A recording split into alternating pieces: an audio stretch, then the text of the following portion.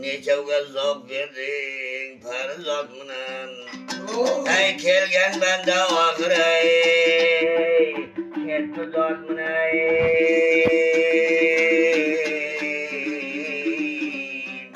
Sine kelip kimni konu zat oldu.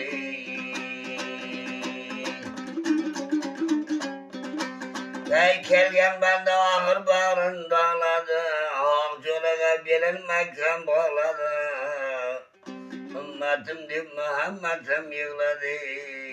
Sine kelip kimni konuşmak oldu.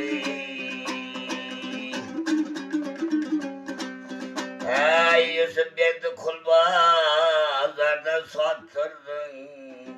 Ağasına enisini attırdın.